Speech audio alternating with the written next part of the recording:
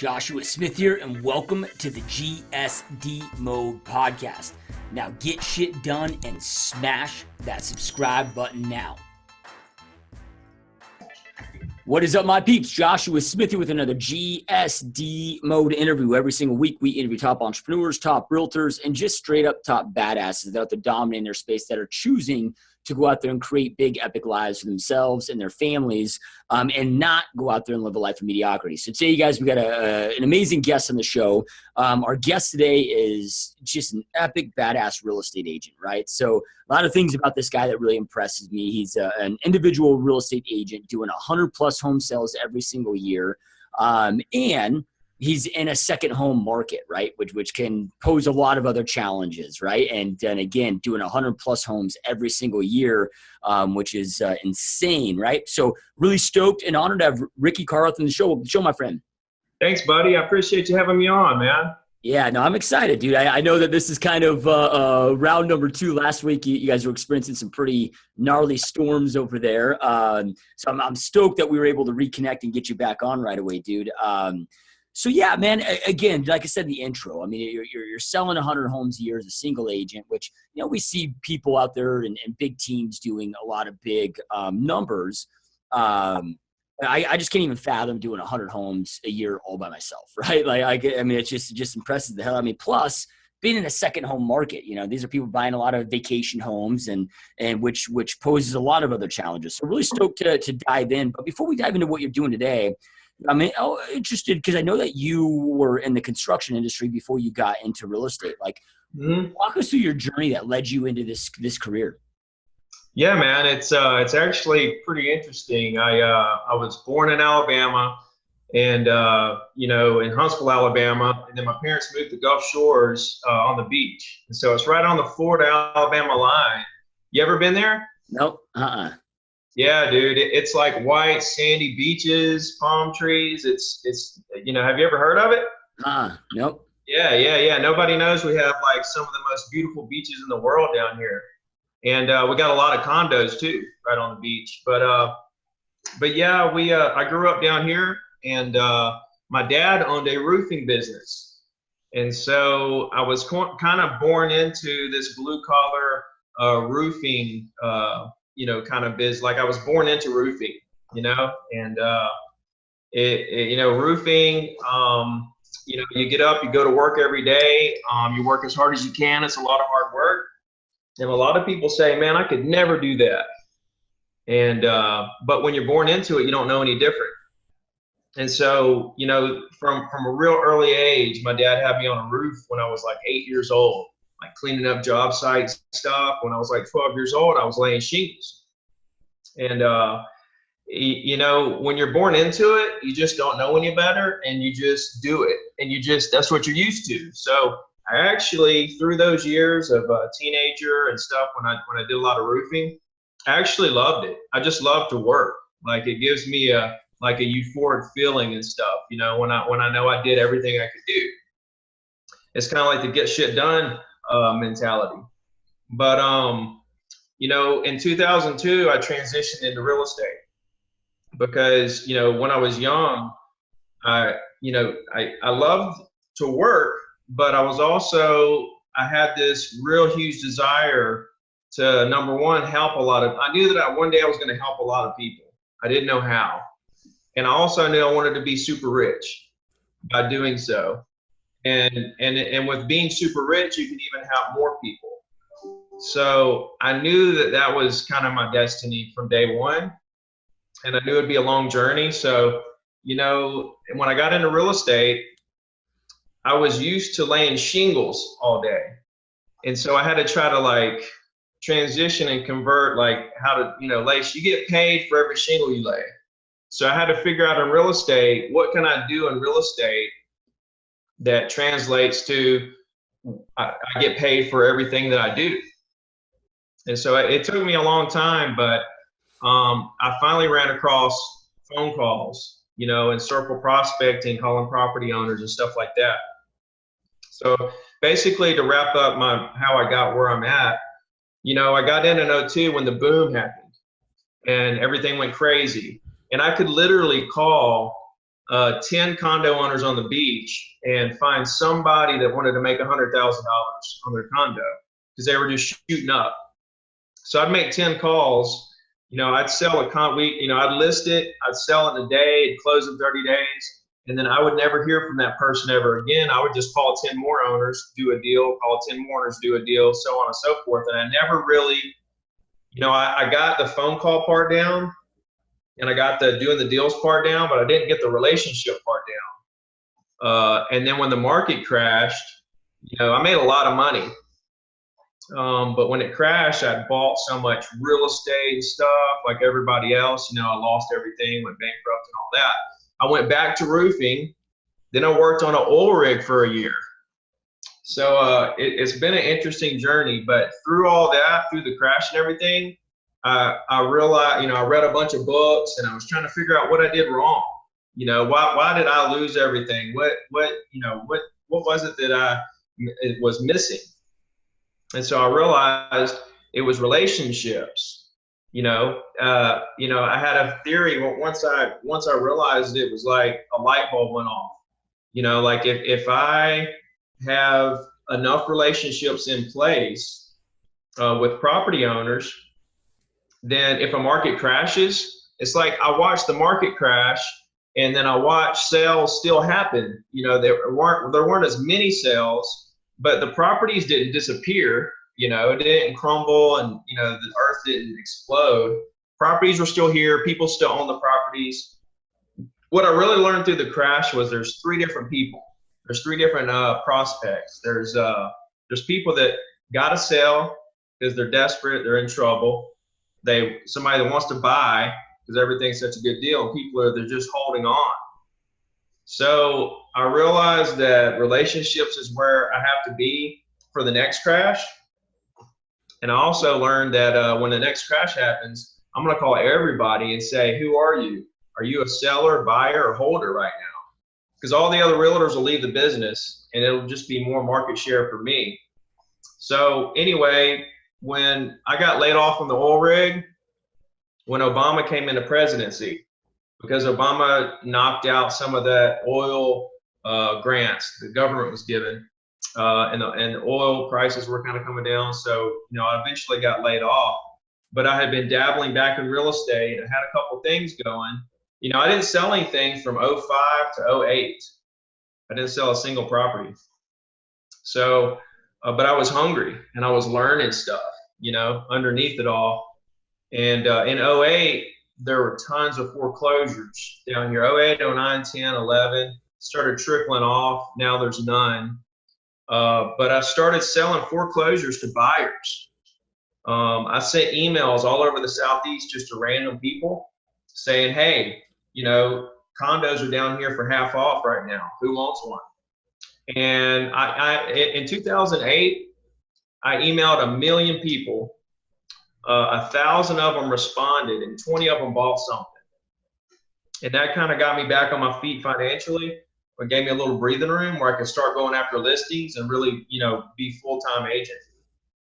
So then we turn around to 2010 and the oil spill hits.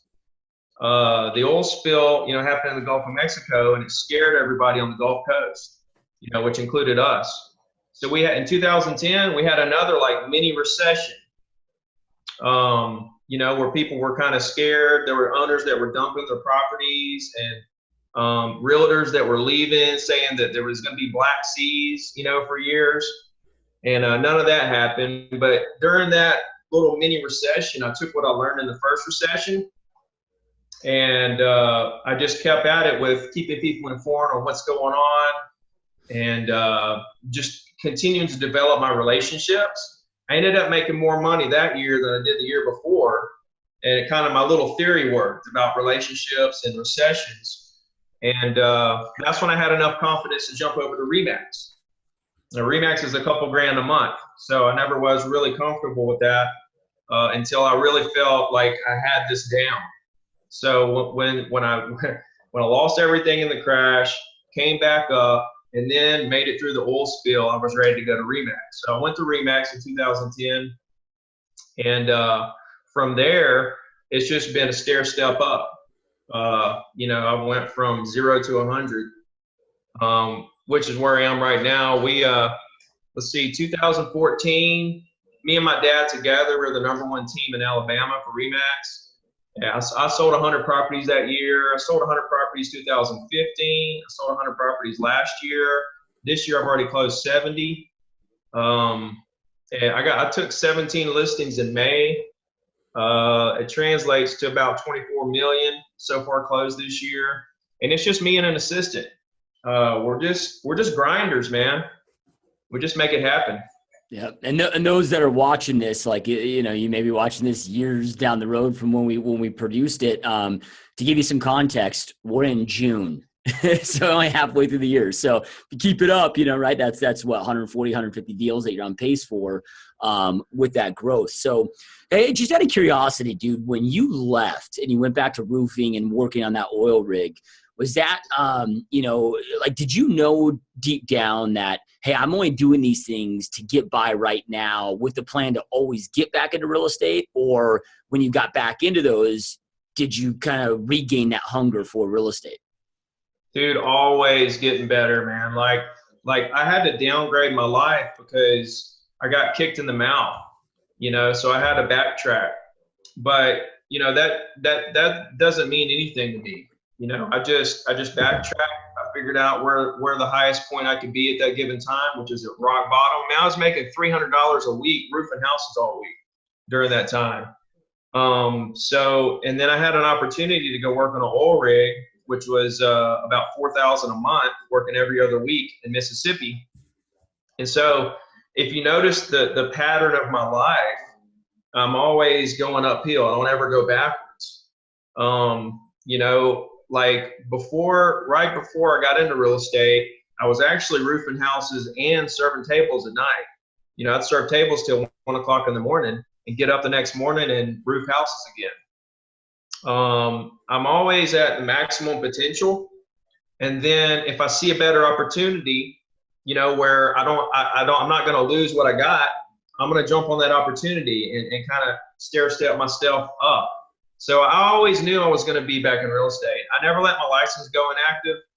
I was always researching, looking at MLS.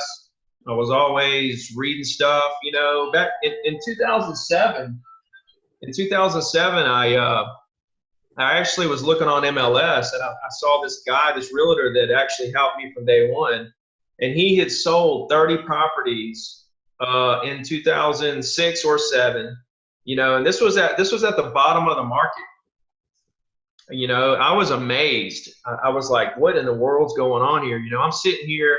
I'm one of the hardest working guys I know, and I've been like, kicked in the mouth. And this guy, he's still selling enough to make a good living, So I went to him and I said, what are you doing? And I think that's a big thing. I think that's something that kind of marks a real successful agent, is that when you reach out to other agents that are successful and you pick their brain about stuff and try to figure out what do they got going on that you don't, what can you incorporate into your business that they're doing. I think that's a big thing. So to answer your question, I always knew I was going to be back in real estate, and doing 100 deals a year, is great and everything. But if I was worried about that, then I would just stop right there. If I'm going to stop there, I would have stopped at 50. I've done 70 so far this year. Next year I want to do, it's not that I want to do and all, and I have all these big goals. It's that I want to reach my full potential, and I don't know what my full potential is. To tell you the truth, I'm just going to go. So I'm always going to take it to another level for sure. Yeah, I love it, dude. And this is something that I always preach as well. And I think any uber successful self-made person kind of follows this, where it's like set goals that really have no finish line, because operating at our full potential, because once you get there, you're capable of more. So really it's something that we can never achieve, right? Like there's never a point in your life where like, oh, I've been a good enough father. I can't become a better father to my children, so I'm just going to stop expansion and growth. No, we always know we can be better. And that's what I love about when we set goals, because I'm right there with you, where I want to set goals that never have a finish line, that keep me hungry, Like you said, hey, if my goal is 100, then shit, I just stop, right? So dude, so I love it, man. So there's really kind of three areas I want to hit on with you, which is, what you're doing to generate new business. The second would be, you talked a lot about those relationships and developing those, stay in touch with the past clients, keeping them up to date, educating them. And, I kind of want to get an idea of what you're doing there. And then thirdly, I really want to go into like what your daily schedule looks like, because 100 deals with one assistant, again, it's pretty impressive. And you've got to, I'm sure, really have your schedule dialed in to do that. So, when it comes to your new business, because it's not like with your business growing, you're at the level it is, you're not just reliant on repeat referral business. You probably got a lot of that coming in, but then I'm sure you're out there attacking new business as well. And you talked before about circle prospecting. I mean, what are some of the things that you're doing right now to bring in this new business that, it's 2017 as the time of this interview. Like, what are some things that you're doing right now that are working really well for you for that new business? For sure, man. Well, for one, people that kind of rely on referrals, their business will kind of stall out. That's kind of where you're stalling. You're going to stall out. You're not going to grow. You always have to have new business coming in, whatever your thing is. Everybody has a different thing. You have to figure out what your thing is to generate the kind of leads that make you happy at the level that you want. People to get where I'm at, to actually do 70 deals so far this year, it's a combination of being so good to your clients through the transaction, keeping up with them, creating that long-term relationship forever, and gaining a ton of referrals. But also, it's a combination of that and the new business. So if I were to last year, like if I were to just stop trying to get new business and just rely on my referrals, then I probably would just do 100 deals this year. Because I feel like, as a rule of thumb, your business will kind of stall out. But I'm still going after new business. So your business will not grow unless you're going after new business. With that being said, my thing is circle prospecting. I feel like, in my opinion, there's different quality of prospects out there. And if I'm going to spend my time and I'm going to, we only have so many days on this earth. We only have so many hours. We have to be as most productive as we can, work as smart as we can. I want the highest quality prospect that's available. So what is the highest quality prospect? It's property owners. Property owners, they already own property. So, if you can get a listing out of them, then of course that's the best, type of transaction. That's your best time per dollar is a listing. But if a seller or a property owner wants to buy a property, those are the best buyers because they already know everything. They already know how much property taxes and insurance, and they're not asking you all these crazy questions and taking up all your time. You don't have to spend all that time educating them. So I concentrate only on property owners who own property that I want to sell. And so to me, that's the best quality prospect to go after. Down here where I'm at, it's a second home vacation market and everything. So I concentrate on Gulfront condos. I sell a lot of houses and land, and I sell a commercial piece here and there, but my bread and butter is Gulfront condos. So, I just time block, and I set some time aside. When I first started, when I did all those deals, whenever the market blew up and everything, I was calling about 100 people a day. I would look up numbers, and I would call 100 people a day, and I would actually probably out of that only talk to about 5 people. And I'd leave a lot of messages, but the thing is back then there weren't anything, there were no dialing systems. I actually had to dial the numbers myself, leave the message, the stuff that people don't have to deal with these days if they're dealing with using one of the dialing systems. So I'd make 100 calls a day to talk to 5 people, and try to make something happen. I knew that was the path that I wanted to take, but now that I'm where I'm at, I make about 50 calls a week. I'll set aside about 2 hours a week to use a dialer and call 50, make 50 calls. Some weeks I'll do past clients just to reconnect. I kind of alternate. I'll do, new strictly cold calls. And then the next week I'll do past clients. So that's kind of my system because I've built a monster, man. I have so much business. I've got so much business and I have so much past business that I have so much referral business coming in. I have so much going on. I don't have the time that I used to sit around and make all the calls I really want to make. Dude, I really actually want to make, hundreds of calls a week. Like if it were up to me, I would make hundreds of calls a week, but I don't have that luxury. But my business is still growing and, I've got a really good assistant, which is a big part of it. So, I hope that answers your question because, as far as, getting new business, there's unlimited amount of people to call. That's one thing realtors don't get. I'm still calling people that I never talked to in my market. And I've made thousands and thousands of calls over the years. So it's the sea is large, man. Yep. No, I love it. So, and just like you talked about, man, I mean, that consistency is key. That time blocking is key. To give people an idea when you're circle prospecting, right? Because you've got this, those of you that don't know what it is, you've got a list of homeowners, let's just say, and you're doing just that. You've got your area and you're just circling around and recalling. You're targeting.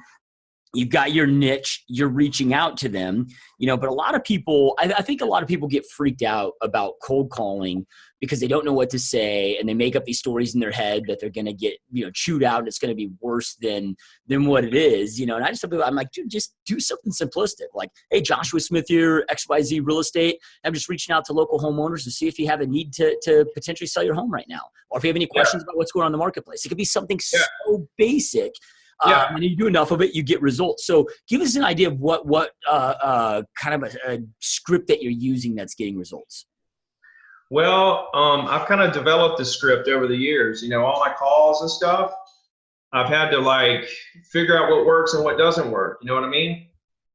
So it's like a roadmap, man.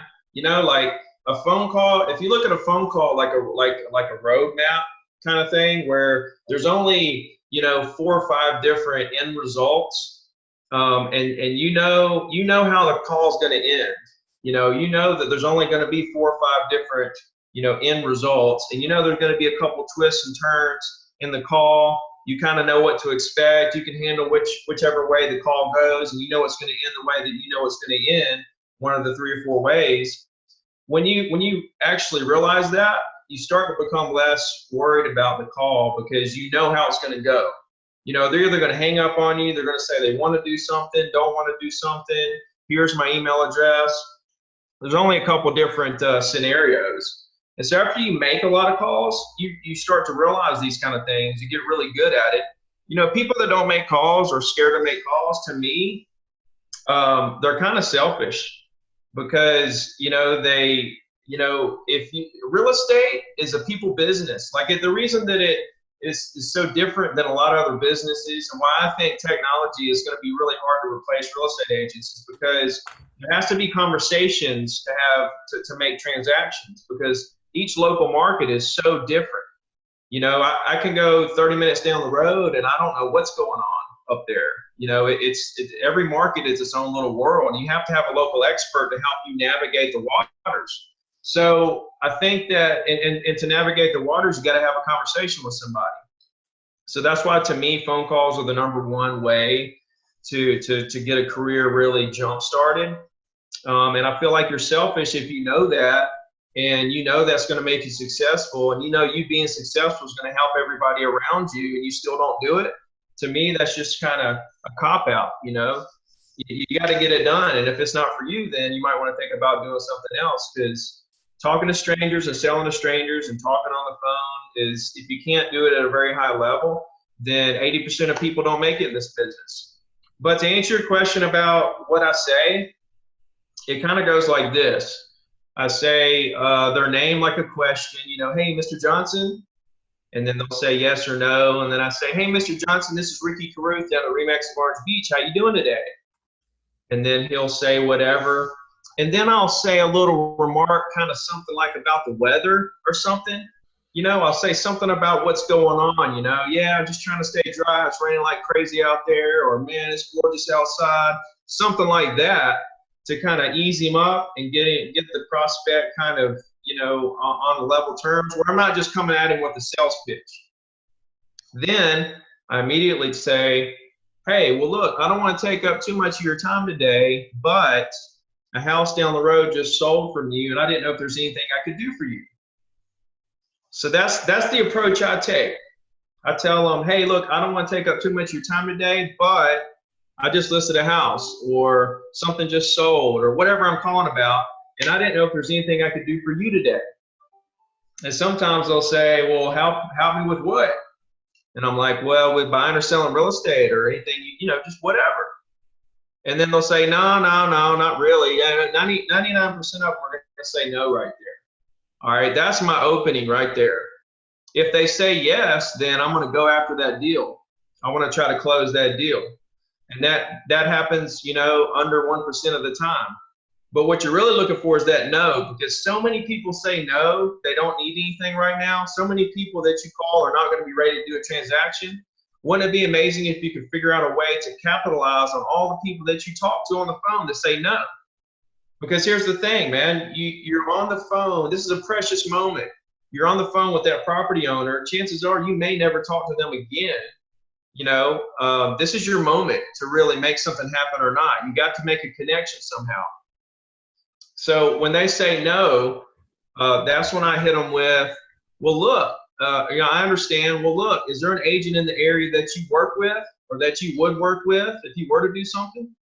And I just let them answer that. And see, when they answer, if they say yes, then I just say, oh, okay, who is it? That's a great agent.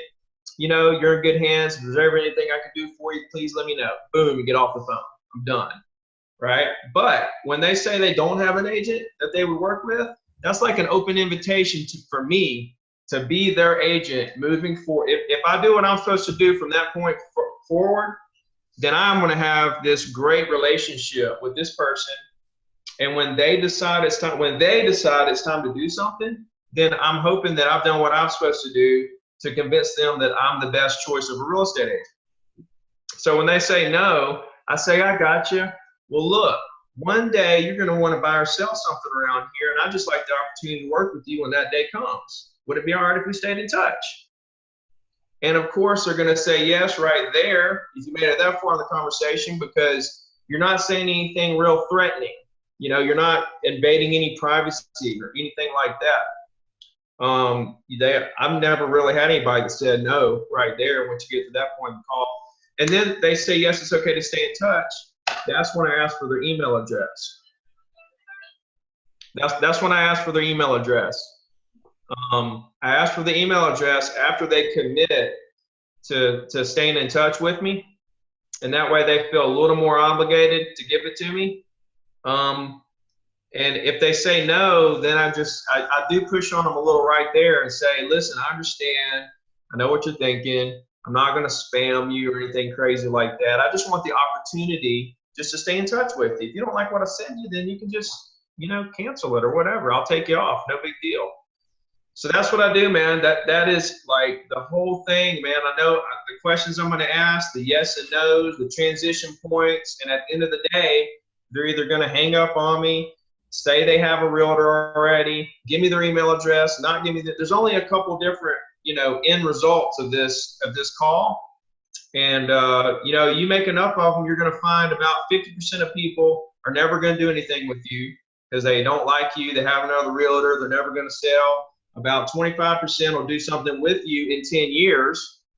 15% will do something with you in 5 years. You know, 2 or 3% do something in 2 or 3 years. And then like under 1% will do something today.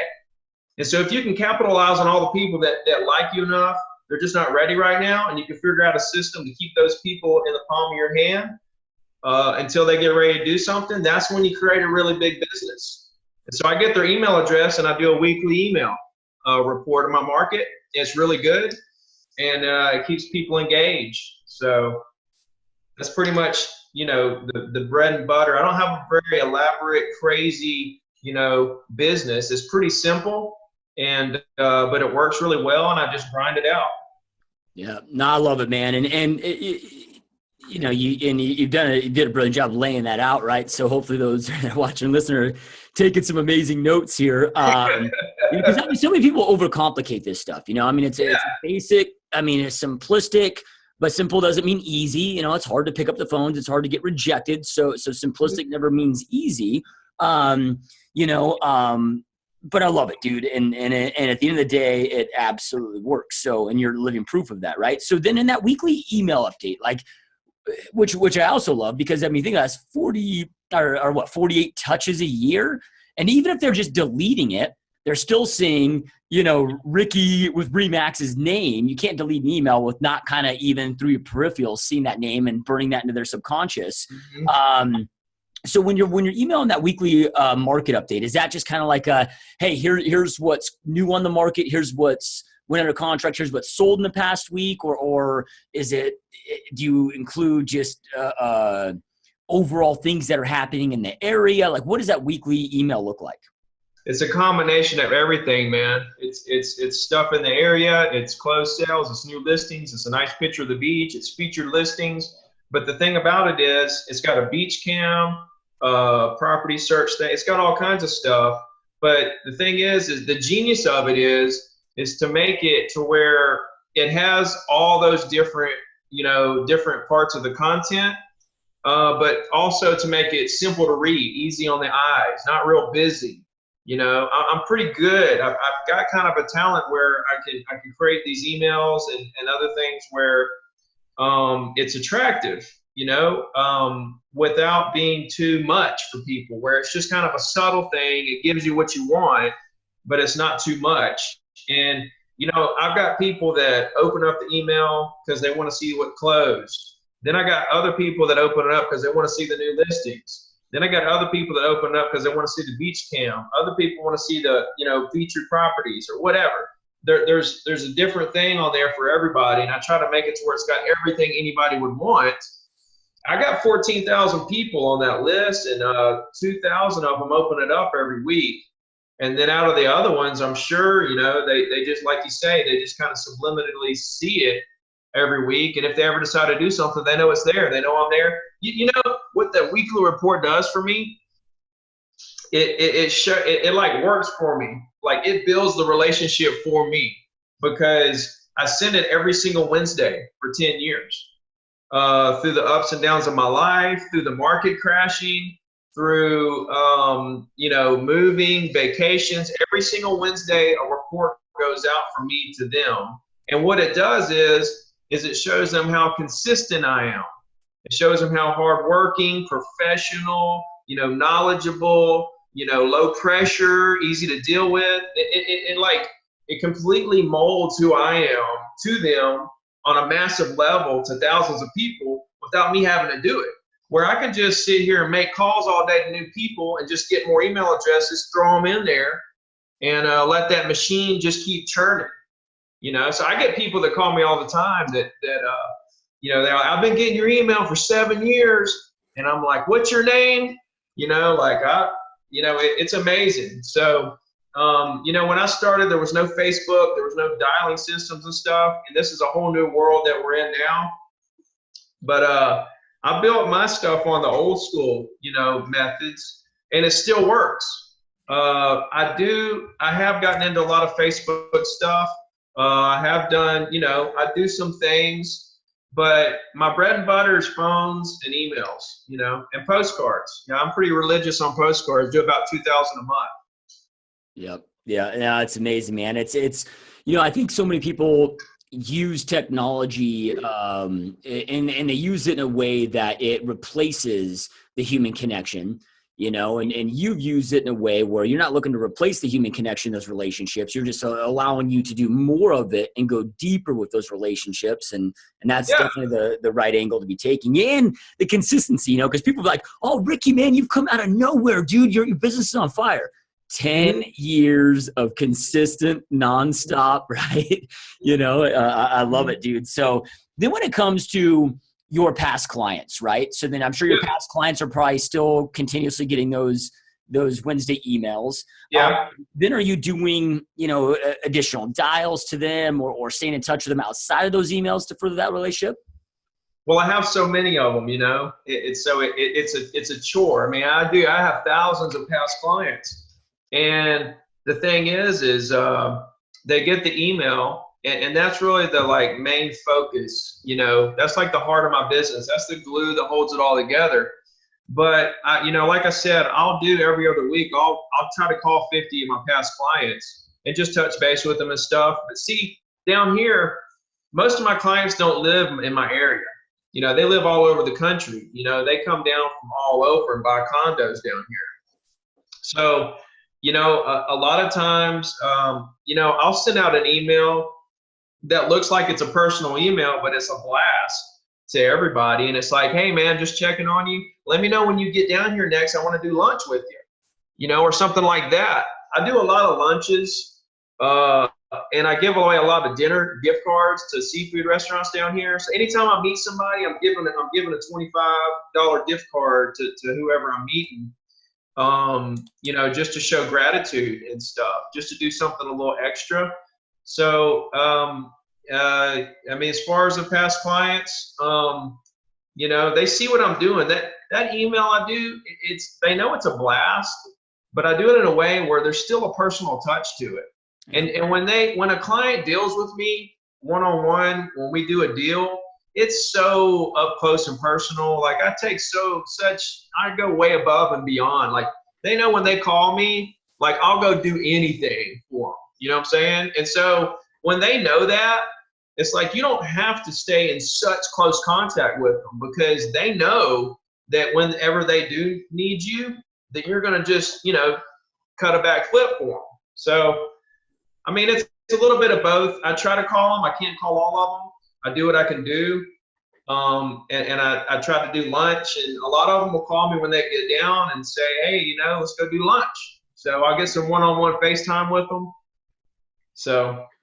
Yep. Love it, dude. Love it. So then when it comes to your daily schedule, your personal schedule, man, because you've got, you're doing your circle prospecting, but dude, when you're closing 10 to 15 deals a month, and I know you've got your assistant, but still, it's not like we delegate every aspect of that transaction. We still get sucked into part of it, and like kind of walk us through what a typical day looks like for you, and what type of planning goes into that, right? So you're just not pulling your damn hair out, Yeah.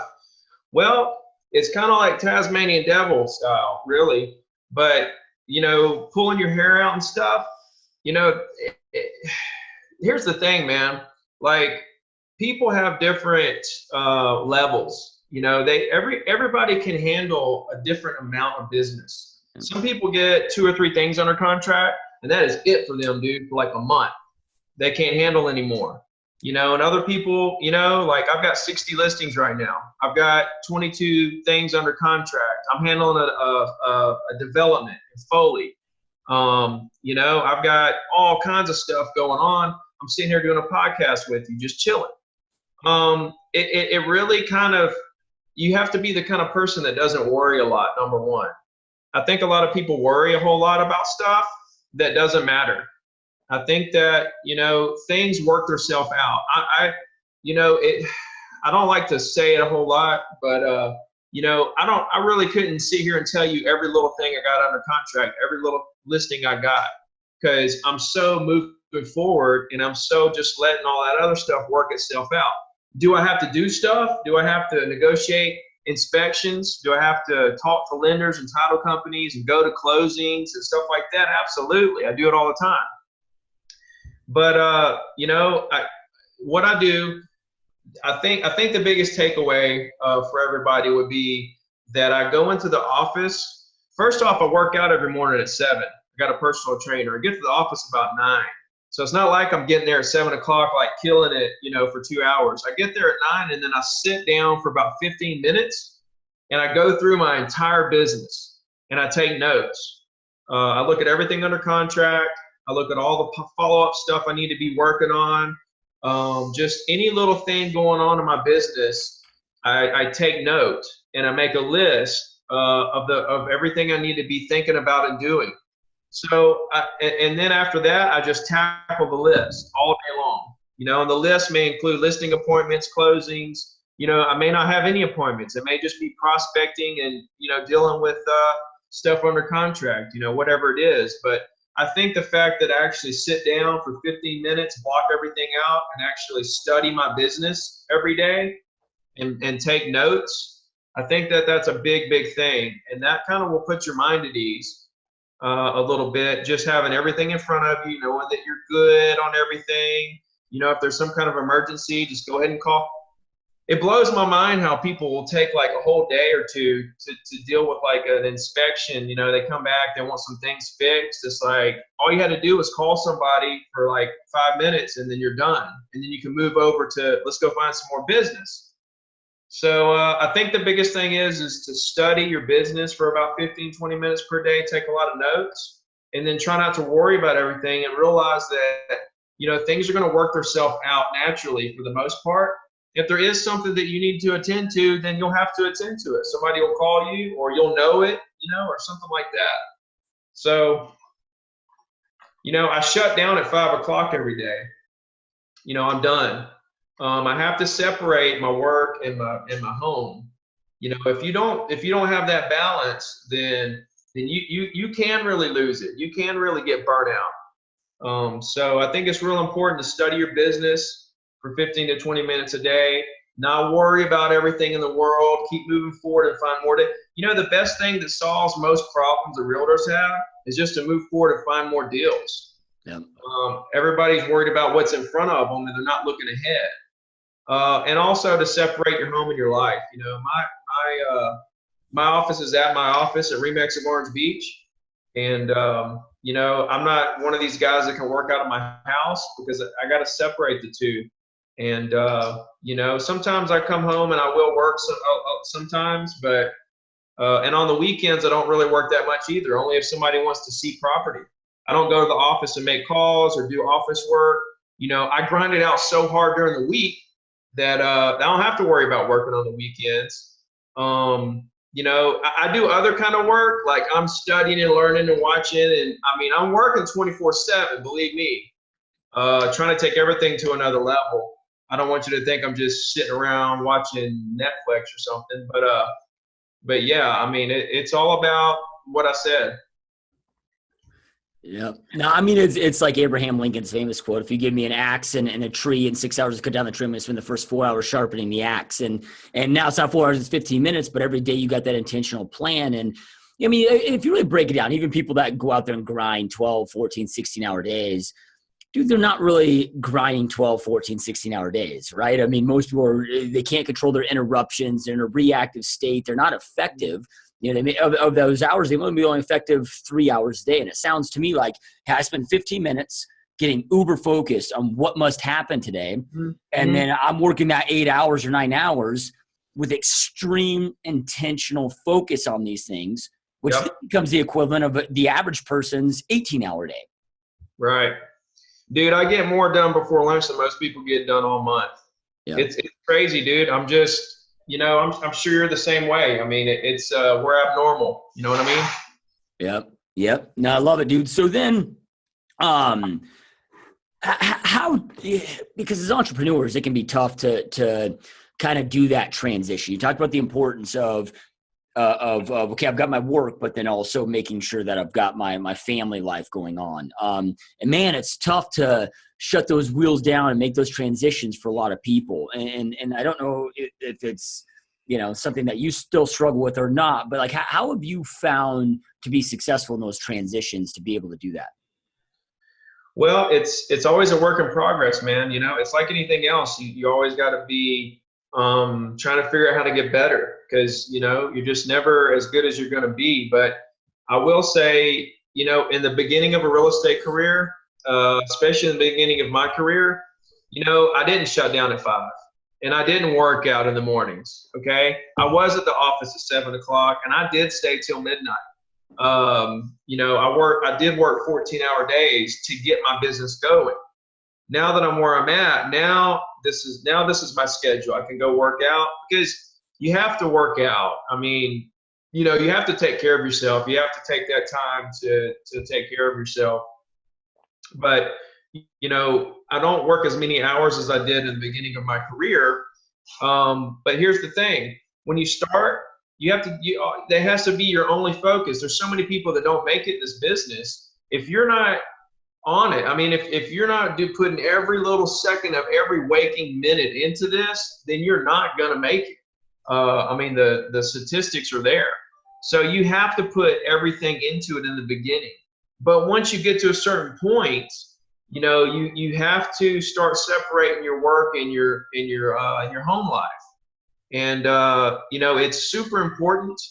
And it comes back to me. I have a very high level of not worrying about stuff. So at 5 o'clock, I may have other things that I need to do. But I can do them tomorrow. Because here's the thing. When I make that list in the morning for 15 minutes, there is absolutely more stuff on that list than I can do in a day's time. Always, every single time. And so, I mean, if I were gonna nail down and finish everything on that list, every single day, I'd never come home. I'd be there 24 hours and the list would never end. So at what point do you say, okay, I'm gonna enjoy, home. I'm gonna recharge. That's part of being able to kill it on a high level, is being able to go home and recharge. If you work all night, you're gonna be burnt out. You have to do it in the beginning because you're trying to make it. But once you get to a certain point, you have to learn that to maintain that high level of production, you have to recharge. Your brain is not going to work at the highest level that it can work at if you're sleepy every day because you worked all night. So it's a double-edged sword, man. Like it serves two purposes. Leaving at 5 or 6. Going home, not worrying about work, easing your mind, recharging your batteries, that actually gets you psyched up to where when you come to the office next day, you're ready to kill it on the highest level. And it also gives you time to spend with your family. So it's a double-edged reason. And, I want people to understand that. Yep. Yeah, well, it's kind of like, you mentioned working out every single day. I'm a little bit of a gym rat myself. And so, okay, like if I want to go in there and grow my chest, right? I'm going to go in there and work out like a machine, on my chest for the time that I'm in there. But I can't work out my chest every single day. I got to give it time to recuperate and rebuild and totally agree with you. It's like the more successful you become, once if you start at this level, and then once you get to this level, your body and your mind needs the level of self-care increases that much more. And that recharging is so critical and so important. So, all right, dude. So you recently wrote a book, right? You got all this going on and you decided to write a book, man. Talk to us about the book. Like what inspired you to write the book, and then talk to me about the book. Yeah, I mean, dude, it's crazy because I'm selling all these properties as a single agent and everybody's like, how in the hell do you find time to write a book? So it is kind of crazy when you think about it, but like I said, when I began in life, dude, like my purpose was to help people on a very, very high level, and in real estate, I actually got in real estate. My first thought getting into real estate is I want to help first-time home buyers. I was like, I want to help people. I want to do first-time home buyers. And so after I did a couple of them, I was like, I don't want to help first-time home buyers.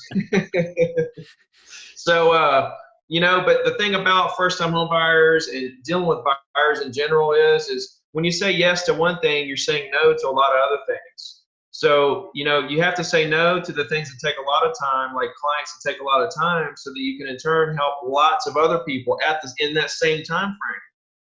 So, I getting into real estate, that didn't work. So I ended up starting to sell condos, which was great, very gratifying. Helping condo owners buy and sell stuff is very gratifying as well, and it pays a lot.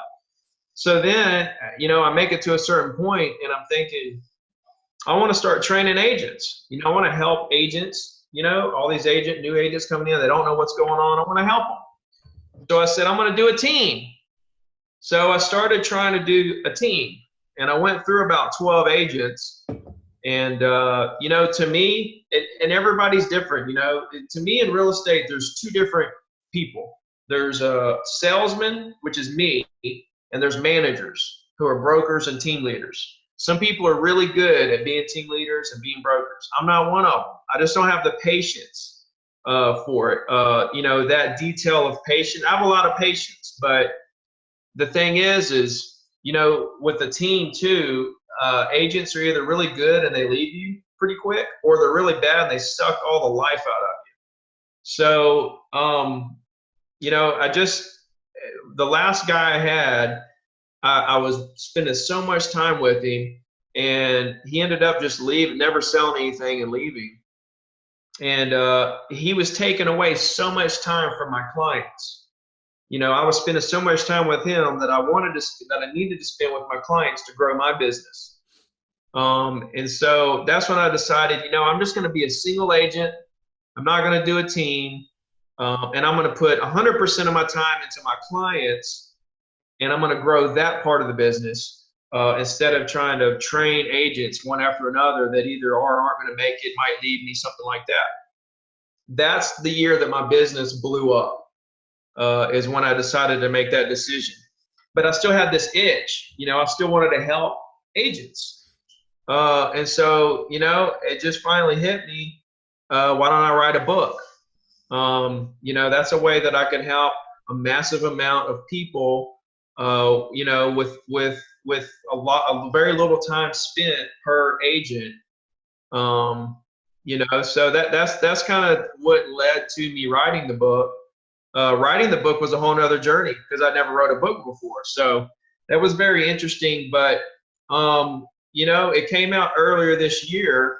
And dude, it's been incredible. Like, I didn't even know if anybody would like it or read it or whatever, but it's been amazing. The response, it's been super gratifying. And, I've just been overwhelmed with, I just feel super blessed to have the ability to be able to inspire people and kind of help them, show them the way that I did it, so that they can in turn, maybe it can help them find their way. Everybody's way is different. So, I just kind of share my path, and I just hope that transpires to other people, taking what I do, a little bit of what I do here, a little bit of what I do there, and maybe it helps them. So that's kind of the background of it. Yeah. Well, so what's the name of the book? And then if anybody that's listening or watching this wants to go out and get a copy, which I highly recommend that you all do right away. What I love about books, dude, I'm kind of going off track here slightly, but what I love about books is I don't know the cost of your book, but maybe you go out there and invest $20, $25 or whatever it is, $30, whatever your average book costs. And you're getting, the strategies and the ideas and the concepts that's made the author, especially in business, having millions and millions and millions of dollars, that's packaged for $20. Like where else can you freaking do that? It's just so amazing. So anyway, what's the name of the book, dude? And where's the best place to go pick up a copy? Yeah, dude, it is absolutely amazing, bro. It is $9, bro, and you get like my blueprint of like exactly how I built $1 million business. But it's all over Amazon. I actually, it's got an ebook, a paperback, and also it's on Audible. I had an audio guy do a audio book of it. But it's Zero to Diamond: How to Become $1 Million Real Estate Agent, and it literally takes you from zero to diamond and tells you how to become $1 million real estate agent. Diamond is actually a RE/MAX award for making $1 million in a year. So that's kind of where the title came from. But yeah, Amazon. It's all over Amazon and Audible, iTunes. Yep, awesome. And those that are watching, listen, we'll make sure to have a link right below wherever you're at, whether it's iTunes, Stitcher, YouTube, the website, so you can go get your copy right away. So then and correct me if I'm wrong, but didn't recently you start doing some kind of video training a little bit where agents can kind of get a little bit the insight with that? Absolutely, man. I do a weekly Q&A. It's on my Facebook group, which you can find on zerotodiamond.com. I got so lucky, dude, that Zero to Diamond was still available as a domain. But zerotodiamond.com, you can go there, and then a link to the Facebook group is there, and you can join that group. And I go live once a week and answer questions and stuff. I might have a subject that I go over.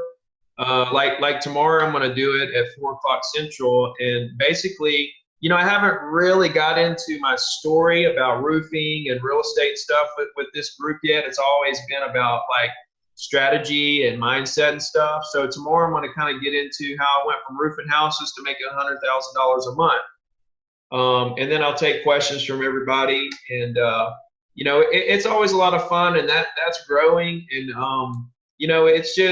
it's something that allows me to help agents on a really high level, so I'm going to continue doing it because I'm enjoying it. Yeah. Well, with your passion to go help people, man, do you see yourself ever like kind of transitioning more into the training and coaching space? If the money's there. Yeah. If I have the opportunity to really branch out and help millions of people, if I'm good enough, if I can do it, then I'll do it. But my true passion is real estate.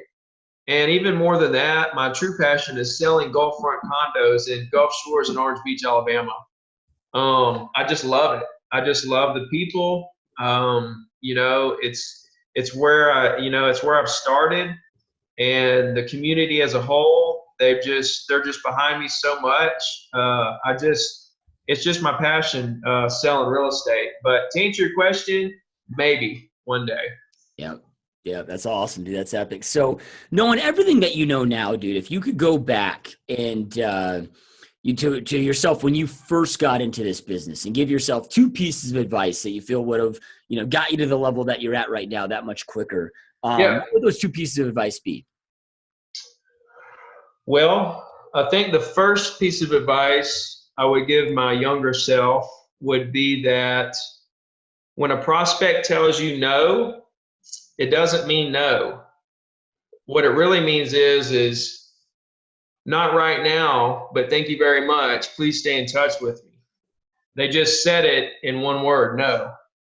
So I think the first thing would be that, when you're talking on the phone and you're talking to clients, and people reject you or tell you no, realize that is actually a future client. They're just telling you that they're not ready right now. And you need to collect their information. My favorite is email, and stay in touch with them, forever. So I think that would be the first thing, is that rejection doesn't mean they didn't like you. It just means they're not ready. And actually there may be an opportunity for the future. A second thing would be, my second broker, he had this saying, and it really stuck with me. Of course, I already did this, but it really resonated with me for sure. And it's been a long time, and I still remember it. But he said, if you treat real estate like a job, it'll be the best paying job you ever had. And I think that's something that really resonated with me. I was already a hard worker and everything, so I don't know if I told my younger self that, but it's something that definitely has been something that stuck with me over the years. So that's maybe 2 things that I may relay back to and tell my younger self, hey, I know you work hard already, but here's the thing, little Ricky, keep doing what you're doing. Like, it's gonna work. Treat real estate like a job. It'll be the best paying job you ever had. And don't worry about people that tell you no, because that just means they're not ready yet. Stay with them. Yeah. No, I love that, man. 90 Mastery Boot Camp, which is a training program that I do for realtors. I always preach that we have one session that's just about time management, scheduling, developing your master schedule. I'm like, okay, so here's an example. Before, when I was running gyms, before I got into the real estate business, my wife would never call me at work because she knew that I was on somebody else's dollar. And she wouldn't interrupt that. But the second, I jumped into real estate, she's blowing up my phone to tell me every story, right? Which is cool, right? But you got to set those boundaries. Like, hey, I've got to treat this as a job, and everybody in your environment must respect that as a job, right? So, because you see it all the time, people that were like brilliant when they had a job and being managed or whatever by somebody else, then they jump into real estate, but they can't manage themselves, and it just goes to hell. And so, I love that you brought that up, dude, because that's so powerful, man. Absolutely, man. So, just like you, man, I mean, I'm about impact, and I love giving back to the industry that changed my life, right? I think real estate's that industry that both totally transformed both your life and my life. And that's why I started the podcast. Because I'm like, let me just have a free medium, a space where people can learn from the doers, guys like you. This isn't theory, right? I got so sick of all the, these gurus that have never freaking done it. So I wanted to create that space. And those that are here watching and listening, they're here because they want to go out there and create an epic, amazing life, just like you've been able to do, going from, $300 a week roofing to making over $100,000 a month, right? So any last words of maybe advice or inspiration that you'd like to leave our audience with so they can go out there and do exactly that? I would say that the most important thing is to have conversations with people. A lot of people try to, or I hear from a lot of agents, like, how do I get started and what do I do? There's so much garbage out there. There's so much stuff, getting thrown at realtors right now, trying to tell you this is the way, this is the path you should take, and all that stuff. And I didn't begin my career in this world where there's all this garbage. There was a little bit, but it was pretty straightforward. It's a lot worse today, and I think something that I would pass on to people that are really new in the business or what have you, or trying to find their way is just don't listen to all the garbage, and just realize that bottom line, this business is built on relationships. Period. And it's not, and when you think about relationships, a lot of people in today's world think about relationships as, Facebook friends or, a postcard they sent somebody. When you send somebody a postcard, you don't know what they think about you. You don't know if your personality matches up with theirs. People don't choose realtors because that realtor they chose was the best realtor. Anybody can put a property on MLS, show you property. Anybody can do that. They picked you because they liked you, right? And I think that being likable and making people feel comfortable with you, being very low pressure, and talking to people on a massive level, to me, it's like if you're not calling 50 to 100 people, if you're complaining about where's my next deal coming from? Why can't I get things going? And you're not calling 50 to 100 people every single day, going through the phone script that I laid out for you today on this podcast, then I can't help you. If you're not putting in the work to try to talk to the people, to create these personal relationships, not Facebook relationships or Zillow or email, real relationships where you click, your personalities click. I think that's something I would want to pass on, is to just concentrate on that and not worry about anything else for years. Just develop hundreds and hundreds of relationships with property owners that own property in the niche markets you want to sell. Yep. Powerful words, man. Couldn't agree more. I love it, man. Love it, love it, love it. So to our audience, I know I end every podcast with this, you guys, but information without implementation truly is the start of delusion. Information is not power. It's taking that information, taking action on it that creates power inside your world. So Ricky shared so many amazing pieces of advice with you guys, some epic scripts with you guys. Take something that you learned from Ricky and take immediate action on it so you can create that power inside your world that you want and truly deserve. Also, go visit Ricky's website, zerotodiamond.com. Make sure to go pick up his book. All of those will have links right below so you guys can go do that. Plus join his Facebook group, man. I mean, for me personally, I always want to learn from the doers, and you got a doer here doing it at a big level, learn from them, right? And then Ricky, man, I know how busy you are, dude. Truly appreciate you taking time out of your busy day to be here, man. This has been a lot of fun. Dude, I enjoyed it, man. Let's do it again sometime. Yeah, hell yeah, 100%. All right, Cool. you guys, well, thank you so much, and we will see you next time. Hope you enjoyed this GSD Mode podcast episode. Now make sure you get shit done and smash that subscribe button now.